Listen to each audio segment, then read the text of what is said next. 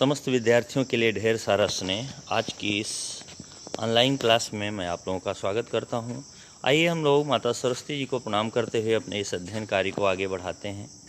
महादेवी वर्मा कृत भक्ति नामक अध्याय, और उस अध्याय का हम लोग कुछ भाग पिछले वीडियो में देख चुके हैं। बाकी बचा हुआ भाग हम यहाँ पे देखेंगे। आप लोगों ने देखा था कि महादेवी वर्मा के घर एक नौकरानी का काम करने के लिए एक महिला आई हुई है, जो महिला अपने पिछले तमाम जीवन के वृत्तांतों को बताती है कि कैसे वह एक गोपालक की लड़की थी और कैसे बहुत छोटी उम्र में उसकी सौतेली माँ ने उसका विवाह कर दिया और पिता ने 9 वर्ष की उम्र जाते जाते उसका गौना भी दे दिया, यानी उसको उसके ससुराल भी भेज दिया।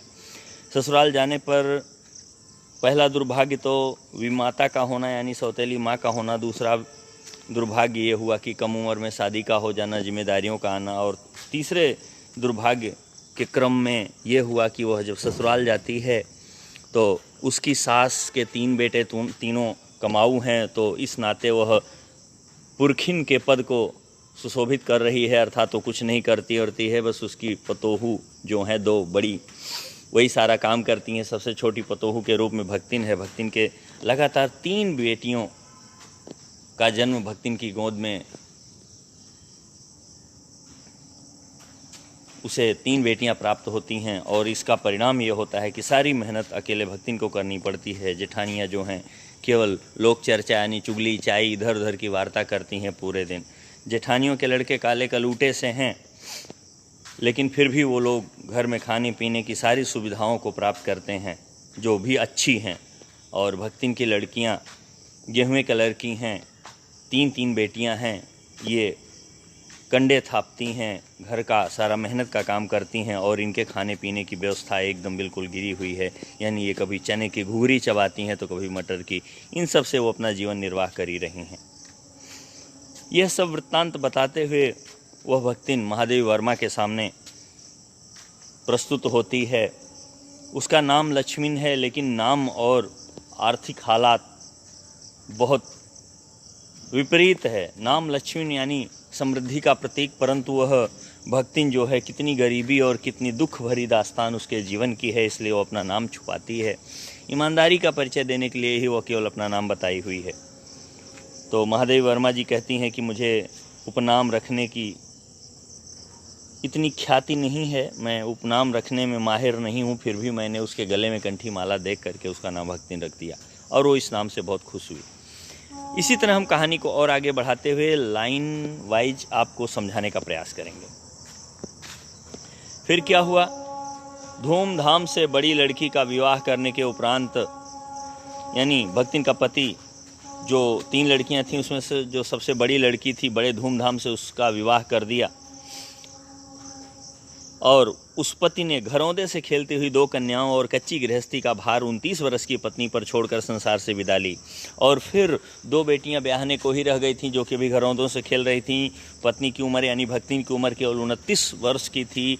ऐसी उस पत्नी और 2 लड़कियों का भार छोड़ करके, कच्ची गृहस्थी माने उम्र भी कम थी और कोई आर्थिक सपोर्ट सहयोग भी किसी और का नहीं था, ऐसी पत्नी को छोड़कर पति स्वर्गवासी हो गया, यानी उसकी मृत्यु हो गई। जब वह मरा तब उसकी अवस्था 36 वर्ष से कुछ अधिक ही रही होगी। जब भक्तिन का पति मरा तो करीब 36 वर्ष से कुछ अधिक उम्र का था, और ऐसे आधी उम्र में वह छोड़ करके, आधी से भी कम उम्र में वह भक्तिन को छोड़ करके चला गया। यह दुर्भाग्य की तीसरी अवस्था हुई।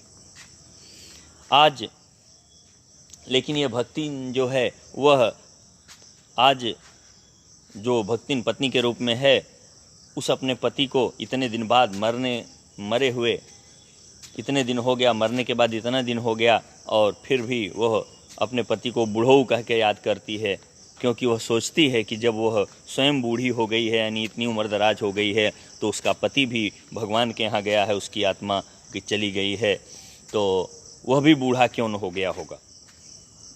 अतः अपने पति को याद करके बुढ़ऊ न कहना उनका एक तरह से अपमान ही होगा, इसलिए वो बुढ़ऊ कह के याद करती है। हाँ, तो भक्तिन के हरे भरे खेत, मोटी ताजी गाय भैंस और फलों से लदे पेड़ देखकर जेठ जेठौतों के मुंह में पानी भराना स्वाभाविक था। और ये फिर पिछली बात बता रही हैं कि भक्तिन ने बंटवारा तो करा ही लिया था और खेत हरे भरे थे, क्योंकि मेहनत कश थी। दोनों पति पत्नी, पति भले मर गया लेकिन पत्नी मेहनत करने वाली है, सो खेती बाड़ी संभाल ली थी। गाय भैंस भी मोटे ताजे हैं और फलों से लदे हुए पेड़ हैं, यानी सब मेहनत का परिणाम है। जेठ जेठौतों के मुंह में पानी भराना स्वाभाविक था। तो जो जेठ इत्यादि थे इनके दो ठो, वो दोनों लालच में पड़ जाते कि काश मेरी भयहू अगर घर छोड़ के चली जाती, कहीं और विवाह कर लेती तो क्या आनंद आता है, सारी प्रॉपर्टी बनी बनाई संपत्ति हमारी हो जाती।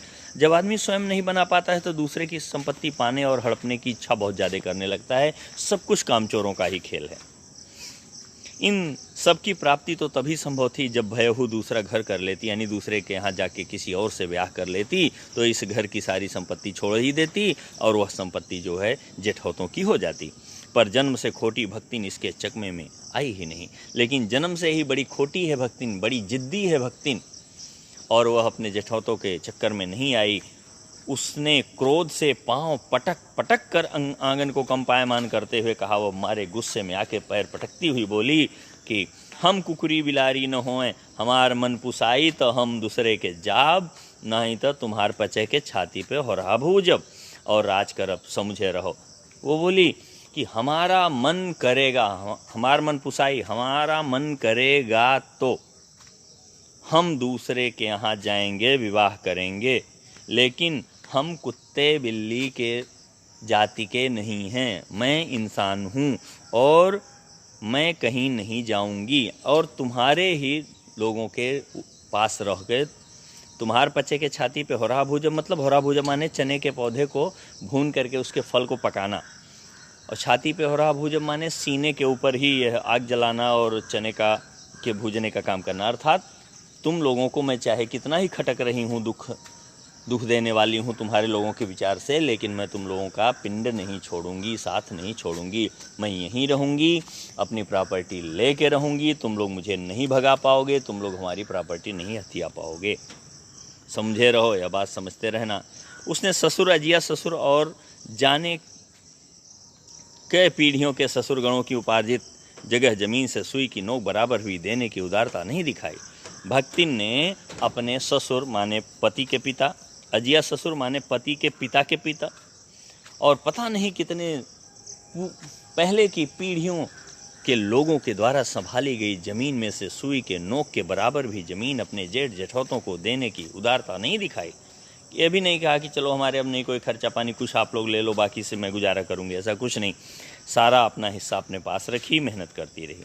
इसके अतिरिक्त तो गुरु से कान फुकवा कर, कंठी बांध कर, पति के नाम पर घी से चिकने केसों को समर्पित कर, इसके बजाय एक और काम कर लिया कि गुरु कर लिया, कान में मंत्र फुकवा लिया, अर्थात गुरु से मंत्र प्राप्त कर लिया।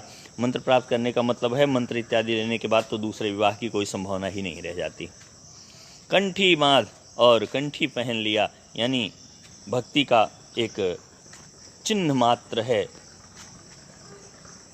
कंठी धारण करना, यानी रुद्राक्ष इत्यादि की माला वगैरह पहनना, तो वो सब गले में धारण कर लिया और घी लगवा करके अपने बालों को भी मुंडवा लिया, यानी सिर मुंडवा लिया। अर्थात अब वो बिल्कुल गुरु की चेलिन हो चुकी है, भगवान में रमेगी, पूजा पाठ करेगी, घर गृहस्थी संभालेगी और दूसरे विवाह करने की तो सपने में भी सोच भी नहीं सकती। ये सारा काम अक्सर लोग वृद्धावस्था में करते हैं कि अब हमें कुछ और नहीं करना है तो गुरुमुख हो जाओ, गुरु से मंत्र ले लो, सिर के बाल उतरवा लो, तो उसके बाद व्यक्ति प्रायः कोशिश करता है कि झूठ न बोले, बेईमानी न करे और धार्मिक काम करे, बाकी जीवन चाहे जैसे ही बीता हो, ये पुण्यमय जीवन आगे का बीते।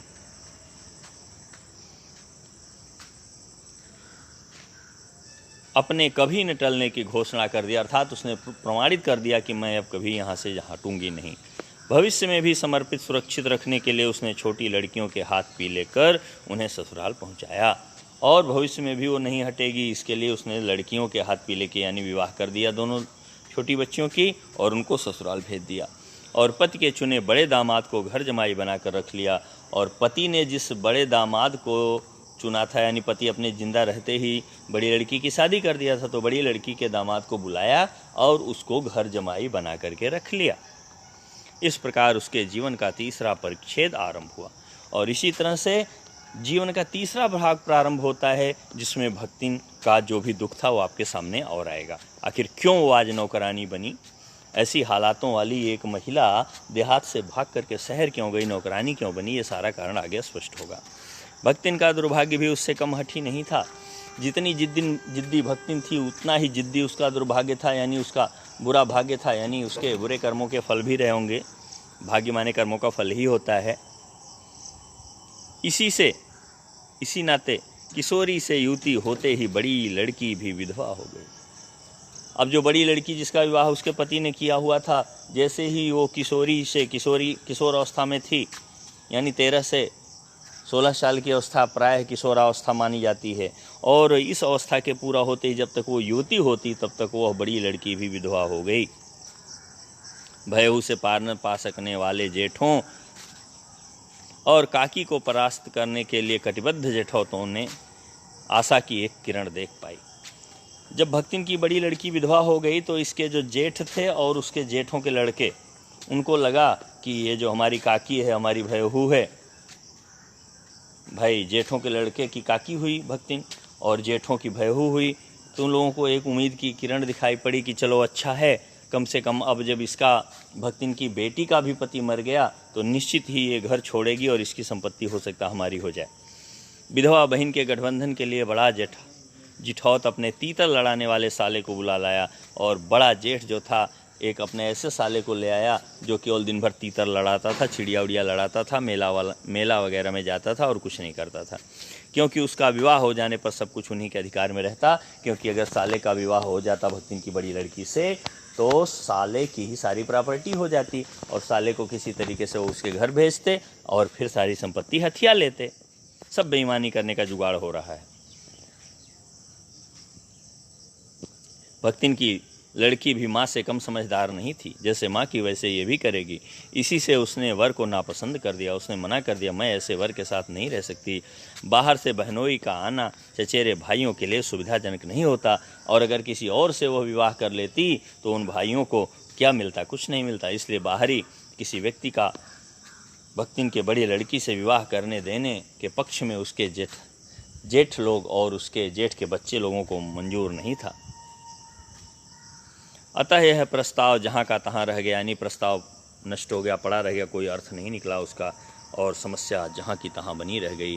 तब ये दोनों माँ बेटी खूब मन लगाकर अपनी संपत्ति की देखभाल करने लगीं, और मान न मान मैं तेरा मेहमान की कहावत चरितार्थ करने वाले वर के समर्थक उसे किसी न किसी प्रकार पद की पदवी पर अभिषिक्त करने का उपाय सोचने लगे। माँ बेटी जब जम गईं खेती गृहस्थी को व्यवस्थित करने में, उस समय उन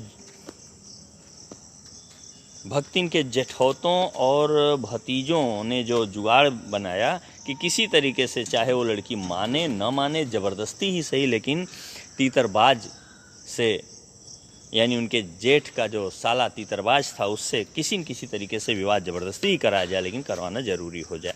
इसका वो लोग जुगाड़ करने लगे। एक दिन माँ की अनुपस्थिति में वर महाशय ने बेटी की कोठरी में घुसकर भीतर से द्वार बंद कर लिया, यानी वो जो तीतर लड़ाने वाला था वो आया और भक्तिन की बड़ी बेटी के घर में घुसा और बाहर से अंदर से ही दरवाज़ा बंद कर लिया। उसके समर्थक गांव वालों को बुलाने लगे और उसके साथ वाले जो है पूरे गांव को बुलाने लगे कि ये देखो भक्तिन की बड़ी लड़की जो है इस तीतरबाज को अपने कमरे में बंद की हुई है। अहीर युवती ने जब इस डकैत वर की मरम्मत कर कुंडी खोली तो उस अहीर बालिका ने क्या किया, उस तीतरबाज को खूब धुनाई पिटाई की मरम्मत कर दिया और दरवाज़ा खोला। तब पंच बेचारे समस्या में पड़ गए। तो पंचों को समझ में नहीं आया कि क्या निर्णय दिया जाए। तीतरबाज युवक कहता था, वह निमंत्रण पाकर भीतर गया और युवती उसके मुख पर अपने 5 उंगलियों के उभार में इस निमंत्रण के अक्षर पढ़ने का अनुरोध करती थी, और लड़की कहती थी कि इसके चेहरे पर लगा हुआ थप्पड़ बता रहा है कि मैंने बुलाया रहा होगा, इसका प्रमाण मिल रहा है। यानी पता चला मैंने अगर खुद बुलाया होता तो मैं इसको पीटती नहीं, मैंने इसीलिए पीटा है कि ये ज़बरदस्ती आया था। ये बात प्रमाणित थी उंगलियों के निशान से, लेकिन फिर भी पंच लोग तो बेईमानी पे उतरे थे, इसलिए वो लोग इस चीज़ को नहीं ध्यान दिए। अंत में दूध का दूध और पानी का पानी करने के लिए पंचायत बैठी और सबने सिर हिला हिला कर इस समस्या का मूल कारण कलयुग को स्वीकार किया। जब पंच बेईमान हो तो कुछ नहीं किया जा सकता। सारे पंच मुंडी हिला हिला के निर्णय किए कि कलयुग का प्रभाव है कि लड़की स्वयं बुलाई भी, और जब लोग आ गए तो उसने मार पीट दिया ताकि मेरी बदनामी न हो, कि वो लड़के की बदनामी हो। और उन्होंने निर्णय सुना दिया कि चाहे उन दोनों में से एक सच्चा हो, चाहे दोनों झूठे हों, पर जब वे एक कोठरी से निकले तब उनका पति पत्नी के रूप में रहना ही कलयुग के दोष का परिमार्जन कर सकता है। और ये कलयुग का जो दोष है, जो दोनों ने एक साथ समय बिताए एक कोठरी में, उसका एक ही निराकरण हो सकता है, उस समस्या का एक ही हल हो सकता है कि इन दोनों को आज के बाद से हमेशा हमेशा के लिए पति पत्नी के रूप में रहना पड़ेगा। यह पंचायत ने फैसला सुना दिया। जब पूरा गांव एक तरफ हो गया, लड़की अकेली हो गई, लड़का भी गांव वालों के ही तरफ है, लड़के की तरफ से ही सारी पंचायत सुनाई जा रही है, तो सारी बात वहीं पे ख़त्म हुई। मजबूरन उस लड़की को उसके साथ रहना पड़ा। अपमानित बालिका ने ओंठ काट कर लहू निकाल लिया। उसने अपना ओंठ चबा लिया कि ओह, ये मेरा दुर्भाग्य, ये ज़बरदस्ती मेरे गले पड़ा जा रहा है। और माँ ने आग्नेय नेत्रों से, मतलब लाल लाल आँखों से गले पड़े दामाद को देखा। संबंध कुछ सुखकर नहीं हुआ, क्योंकि दामाद अब निश्चिंत होकर तीतर लड़ा था, क्योंकि घर में मेहनत करने वाले लोग थे ही, केवल तीतर लड़ाने का काम इसके जिम्मे बचा। और बेटी विवश क्रोध से जलती रही, और भक्तिन की बेटी भी बड़ी मजबूर होकर गुस्सा करती रही। इतने यत्न से संभाले हुए गाय, ढोर माने बैल इत्यादि जानवर इत्यादि, खेती बाड़ी सब पारिवारिक द्वेष में ऐसे झुलस गए कि लगान अदा करना भी भारी हो गया। जब पारिवारिक कलह मच गई, पारिवारिक झगड़े का एक ही परिणाम होता है कि सब कुछ नष्ट हो जाए, और पारिवारिक कलह में सारा कुछ, परिश्रम करना तो दूर, आमदनी होना तो दूर, घर बार सारी चीज़ें नष्ट होने के कगार पे आ गईं। एक बार जमींदार ने भक्तिन को बुलाकर दिन भर कड़ी धूप में रखा, क्योंकि वो लगान नहीं जमा कर पाई थी। यह अपमान तो उसकी कर्मठता में सबसे बड़ा कलंक बन गया। और जब जमींदार ने दिन भर कड़ी धूप में उसको खड़ा कर दिया लगान न जमा करने के नाते, तो यह उसको बहुत खला, बहुत बुरा लगा। और दूसरे ही दिन वह भक्तिन कमाई के विचार से शहर आ पहुँची कि शहर जाती हूँ, वहीं से कुछ कमाई होगी, कुछ नौकरी वोकरी करके काम चलाऊँगी, और तब मेरे घर का गुजारा हो पाएगा। घुटी हुई चाँद को मोटी मैली धोती से ढाके, यानी सिर वो हमेशा छिला करके रखती थी, टकली होकर के रहती थी, और उसको एक मैली मतलब गंदी धोती, जो कि काफ़ी साफ़ नहीं है, ऐसी धोती से उस सिर को अपने ढके हुए, मानो हर प्रकार से आहट सुन ले, इसलिए कान खुले। ये देहाती स्टाइल है कि कान के ऊपर धोती चढ़ा ली जाए, साड़ी चढ़ा ली जाए और सिर को ढक लिया जाए। तो महादेवी वर्मा जी कहती हैं ऐसे कान खोली थी, लग रहा था हर तरह की आहट सुन ले, इसलिए कान खोली हुई है। कान को कपड़े से बाहर निकाले हुए भक्तिन जब मेरे यहाँ सेवक धर्म में दीक्षित हुई, यानी मेरे यहाँ नौकरानी के लिए रखी गई, उसका गुण स्वभाव जान लेने के बाद, तब उसके जीवन के चौथे और संभवतः अंतिम परिच्छेद का जो अर्थ हुआ, इसकी इति अभी दूर है।